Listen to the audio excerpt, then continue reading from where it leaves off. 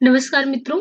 आज कल जैसे मैंने हिंदी साहित्य के इतिहास का फर्स्ट चैप्टर बताया था और फर्स्ट चैप्टर क्या फर्स्ट भाग हमारा चला था। आज सेकंड है बेसिकली भाग वही। कल हम हिंदी साहित्य के प्रतिमान की बात कर रहे थे और हिंदी साहित्य के प्रतिमान में हमने 2 प्रतिमान तक करा दिया था। एक बार मैं ओवरऑल बता देती हूँ कि क्या-क्या चीज़ें कल तक हो चुकी थी ताकि मैं उसको कंटिन्यू कर पाऊँ और आपको समझ में आए।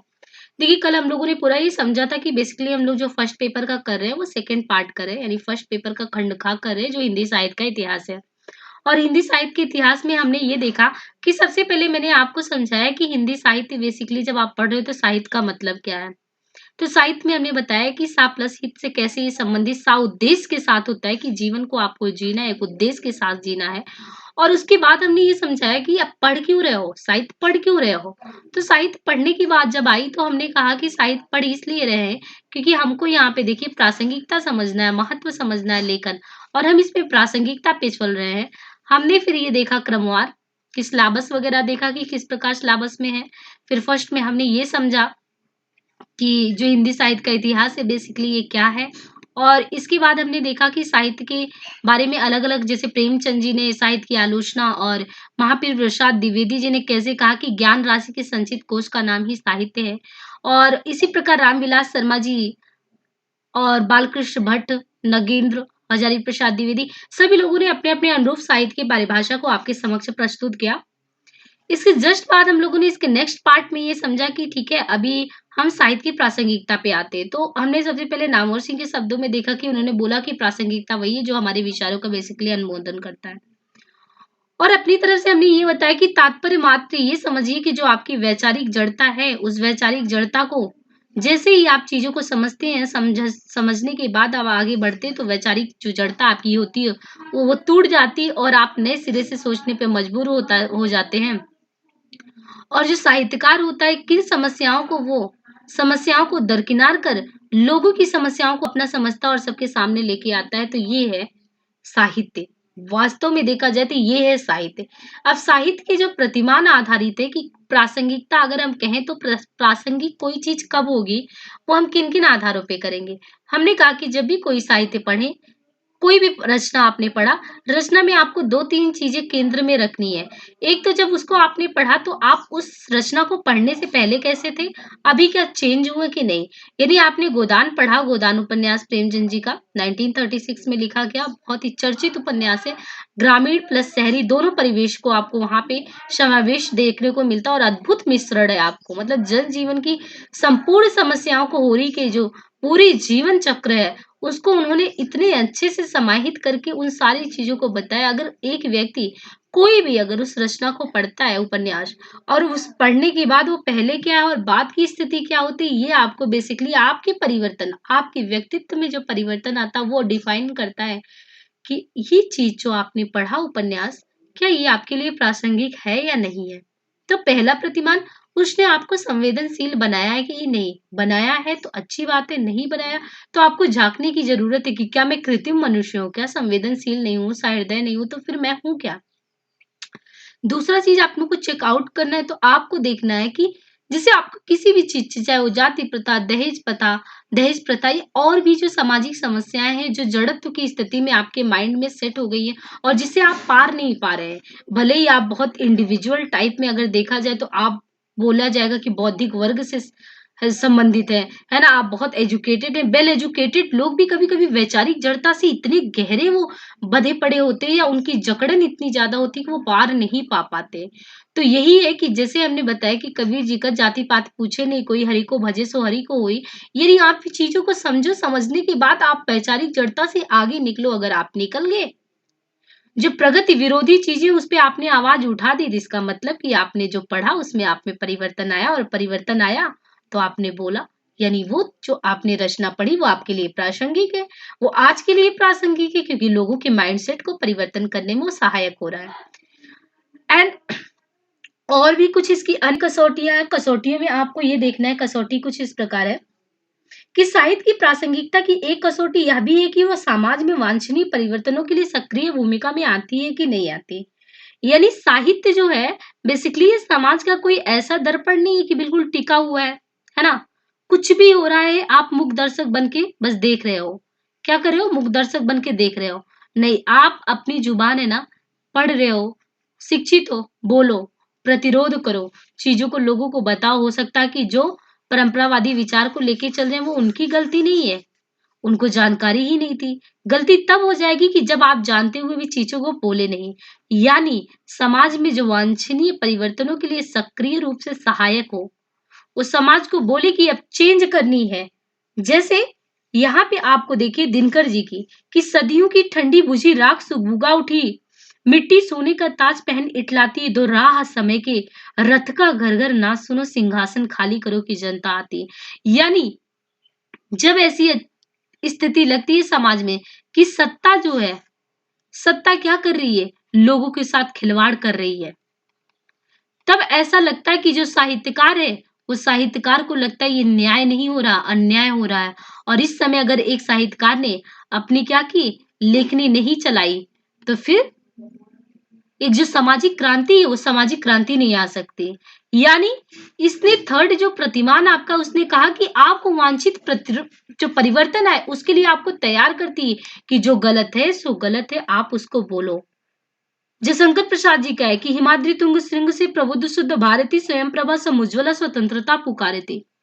यानी जब आपने अंग्रेजों के समय काल में देखा कि बहुत दिन तक सह लिया, लेकिन जब लगा कि नहीं, उत्पीड़न एक हद से बहुत ज्यादा है और हमें स्वतंत्रता चाहिए ही चाहिए। यानी प्रथम विश्व युद्ध में हमने आपका सहयोग क्या कर दिया, आपने फिर से मेरे ऊपर वार किया। और सेकंड जब आपका देखते हैं कि सेकंड वर्ल्ड वॉर होता है, द्वितीय विश्व युद्ध होता है, फिर गांधी जी को तब तक समझ आ जाता है कि नहीं, हम भारतीय सहृदय जरूर है, संवेदनशील जरूर है, विश्वास भी बहुत करते हैं, पर सामने वाला जब विश्वासघात करता, हम पे कुठाराघात करता, फिर हम शांत नहीं रहते हैं।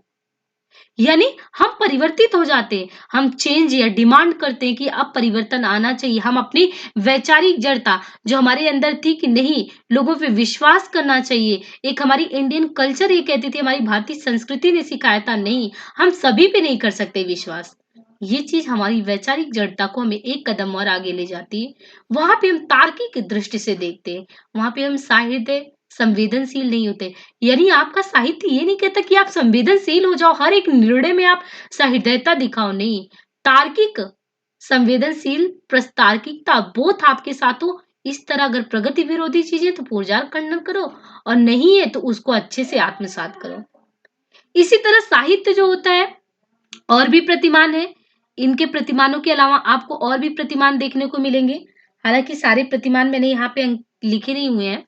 देखिए, साहित्य न सिर्फ जीवन की विसंगतियों का चित्रण करता है, बल्कि आदर्श समाज के निर्माण हेतु प्रतिमान भी उपलब्ध कराता है।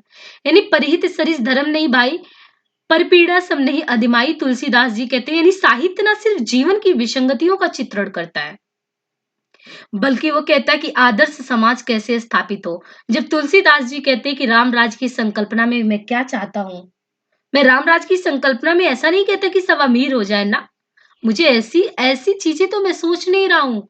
मैं राम राज के मतलब यही कह रहा हूँ कि एक जो हमारी कल्चर है ना, एक कल्चर डिफाइन है, उसमें लोग कितने एकजुटता के साथ, कितने प्रेम के साहचर्य के साथ रहे, और लोक मंगलवादी धारणा विद्यमान हो। वो कैसे आएगा, वो कैसे आएगा जब आप छोटे बड़े एक दूसरे का सम्मान कर रहे हो, कोई किसी का छीन कर नहीं खा रहा है, लोग अपनी मेहनत की खा रहे हैं, लोग दूसरों को सम्मान भी दे रहे हैं, प्रेम भी दे रहे हैं। ये सारी चीजें तो एक राम राज की संकल्पना अपने आप साकार हो जाती। जहाँ भ्रष्टाचार है, जहाँ अनगिनत समस्याएं है, जहाँ पे लोग क्लेश द्वेष से आपसी वैमनस्य में फूट पड़े, ऐसी स्थिति में हो, ऐसी तो संकल्पना नहीं होती ना।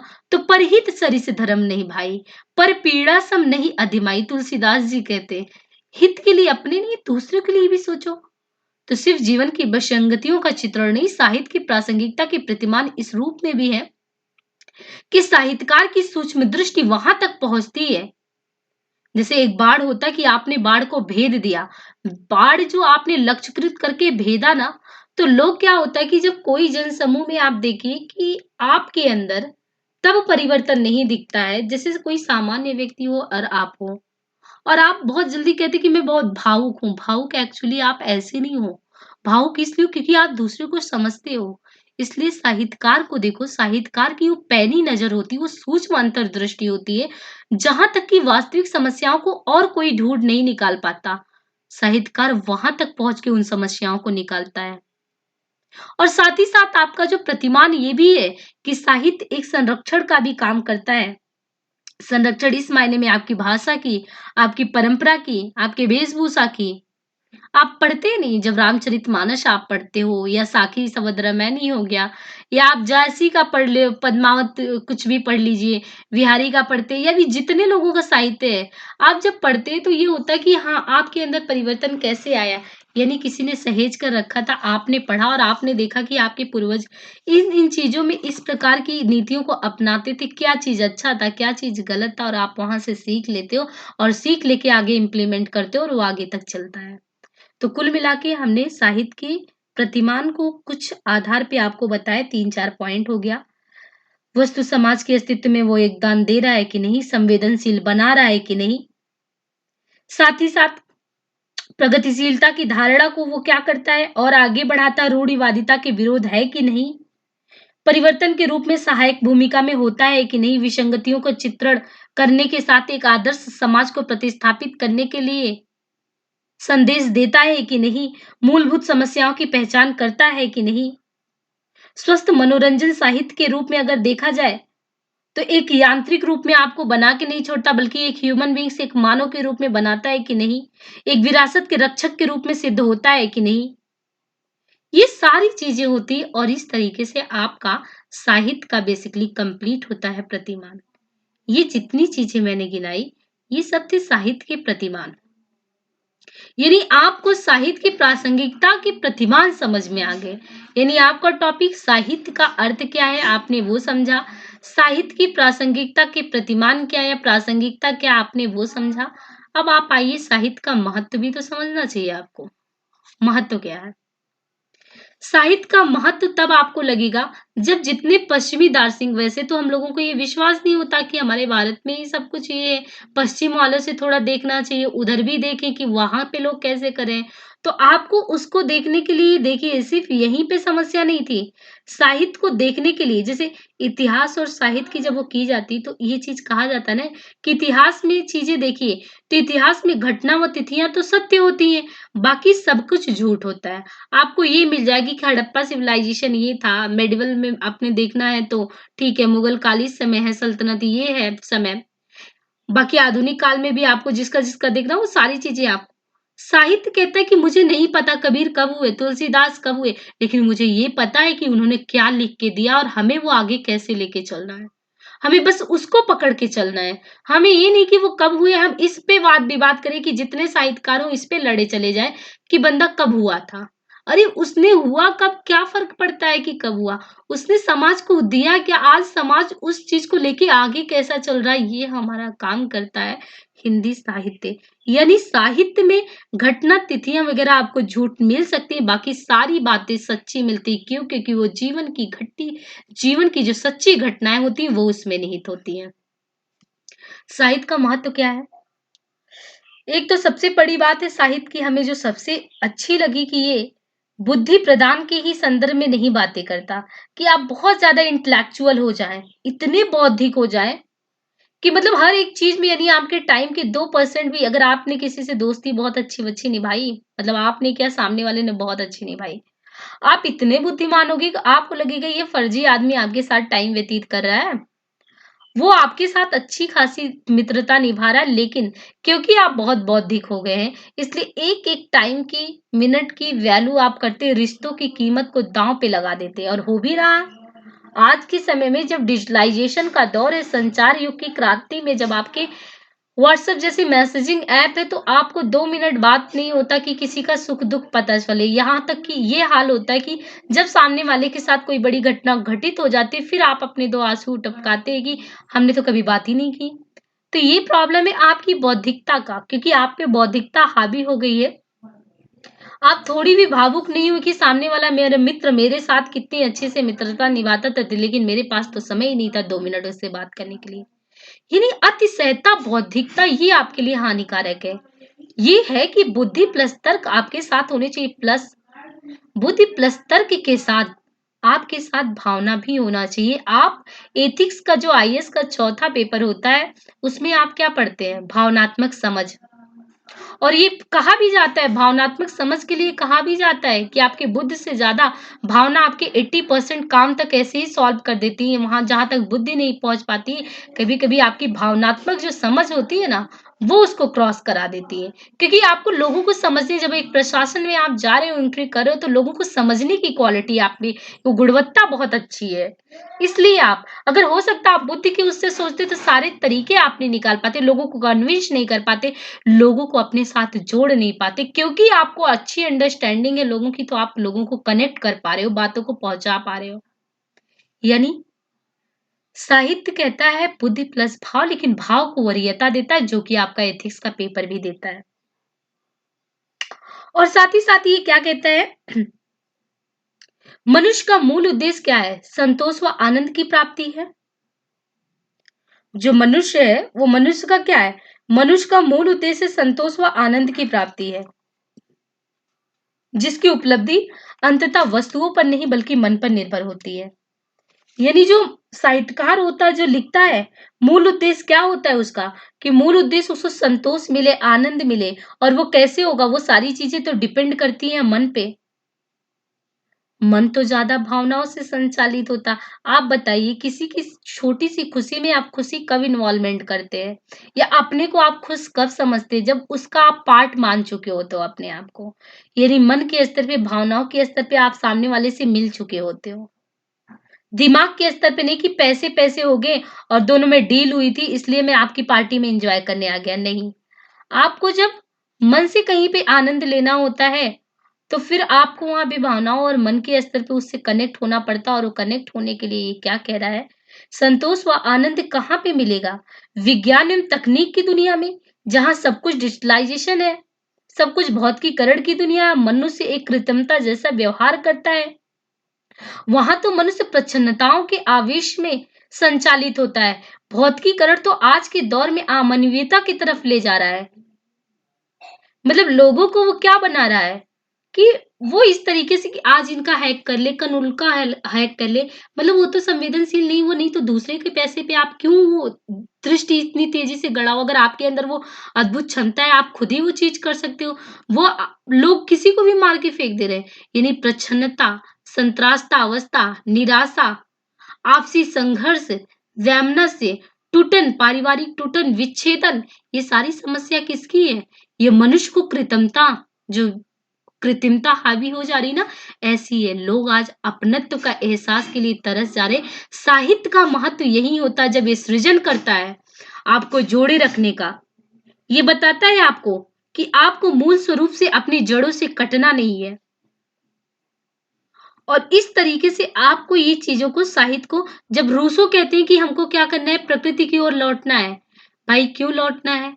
वेदों की तरफ देखना हमको, विवेकानंद जी क्यों देखना है? क्योंकि वो हमें बताता था कि हमके जुड़ के कैसे रहना है। और वो चीजें आपको यहाँ मिलती हैं। अलग अलग दार्शनिक अलग अलग जगह के वो बताते हैं कि आज के समय में जब वैज्ञानिक युग चल रहा है और भौतिक साधनों का आप देखिए अथाह, मतलब आपके पास सब कुछ संसाधन है, फिर भी आप विरक्ति का अभाव करते हो, अकेलापन, संत्रास्ता अवस्था आती। क्यों? क्योंकि आज मनुष्य के समक्ष एक बहुत बड़ी संकट है। और संकट कौन सी संकट है? भावना, भावनात्मक जो जुड़ाव होता है ना। आप एक घर में देखो, 10 लोग मोबाइल लेके बैठे, 10 जगह, एक दूसरे से कोई कनेक्ट ही नहीं है। और ये जो भावनात्मक व सृजनात्मक संकट गहरा पड़ा है, यही सबसे बड़ी संकट है। और इसी संकट को अलग अलग लोगों ने, जयशंकर प्रसाद जी ने विषमता की संकट बोली है, तो सात्र अमानवीयकरण का संकट बोलते। एरिक फ्रेम है, वो कहते हैं ये नैतिक अकेलापन है। और इसी तरीके से आपने देखा कि अलग अलग लोगों ने चीजों को बोला है। और ये सब मिला के आपको बताता है कि इस अभूतपूर्व समय में मनुष्य को अगर मानवता की दृष्टि से अगर देखा जाए, उसमें मानवीय भावना निहित हो, तो वो कौन काम करता है? काम करने वाला सिर्फ होता है तो सिर्फ और सिर्फ साहित्य होता है। और साहित्य ये चीज कर सकता है। तो इस तरीके से आपने यहाँ तक समझा कि बेसिकली आपका जो है साहित्य का उद्देश्य किन किन रूपों में है। तो देखिए हम लोगों ने यहाँ पे जो है अलग अलग रूपों में पढ़ लिया है, साहित्य के महत्व को भी समझ लिया। अभी आपने साहित्य की प्रासंगिकता समझ ली, है ना? साहित्य की प्रासंगिकता के प्रतिबांध साहित्य का अर्थ क्या होता है, साहित्य के महत्व को समझ लिया। और साहित्य के आगे परंपरा, लेखन परंपरा को हमें आगे लेके चलना है। आगे हमारा साहित्य की लेखन परंपरा को है, लेकिन आज का वीडियो मैं यही समाप्त करती हूँ। आप इन दोनों को पहले सुनिए, फिर आगे हम चलेंगे जो हमारा नेक्स्ट पार्ट होगा। अब बेसिकली हम मेन पॉइंट पे आगे, आपने आपके सिलेबस में देखिए, आपके सिलेबस में यहाँ पे मेंशन है। एक मिनट में आपको दिखा देती हूँ पहले, इससे आपको आइडिया रहे आप कहाँ पहुंचे हैं अभी पढ़ के। देखिए, मैंने आपको प्रासंगिकता बता दिया है, महत्व बता दिया गया साहित्य, और प्रतिमान उसके जो है, प्रतिमान साहित्य के बेसिकली प्रासंगिकता के वो मैंने बता दिए। साहित्य का अर्थ भी समझा दिया आपको। अब जो साहित्य के इतिहास की लेखन परंपरा है, जिसमें औपचारिक लेखन होता, अनौपचारिक लेखन होता है, और किस प्रकार ये लेखन परंपरा आगे चलती है, फिर कालक्रम, काल विभाजन, और फिर आदि काल, भक्ति काल, रीति काल, आधुनिक काल, ये सारी चीजें क्रमशः चलेंगी। तो वो आगे की कक्षाओं में आपका लेते रहेंगे, है ना? लगातार ये कंटिन्यू चलता रहेगा। बाकी आप सभी का सपोर्ट है, जितना अच्छा आप इसको लेके चलेंगे तो हो सकता है कि मैं इसको कंटिन्यू करूँ, क्योंकि उत्साहवर्धन के लिए एक चीज तो है। सबसे बड़ी हम सभी के अंदर यही समस्या होती है कि अगर कोई अच्छा काम कर भी रहा तो उसको प्रोत्साहन देना चाहिए कि नहीं देना चाहिए, हम इसमें कंजूसी करते हैं। तो ये तो आप पे, आपकी वैचारिक क्षमता पे डिपेंड करता है कि हमको किन चीज़ों को लेके अपलिफ्ट करना है, नहीं करना है। उसको कहने से, ना कहने से बहुत ज़्यादा फ़र्क नहीं पड़ता है, इसलिए मैं लाइक, सब्सक्राइब वगैरह नहीं कहूँगी। लेकिन एक चीज़ है कि अगर आपको कंटिन्यूएशन में इन चीज़ों को देखना है, तो आपको ये चीज़ें हैं कि आपको इसको प्रोसीड करते रहना आगे, ताकि मुझे उत्साह मिले और मैं आगे कंटिन्यू इस चीज़ को कर पाऊँ। आज के लिए मैं यहीं पे स्किप करती हूँ, इस वीडियो को यहीं पे रोकती हूँ, है ना? बाकी धन्यवाद। आगे आप लोग इसको कंटिन्यू देखते रहेंगे, आपका सिलेबस धीरे-धीरे होता चला जाएगा।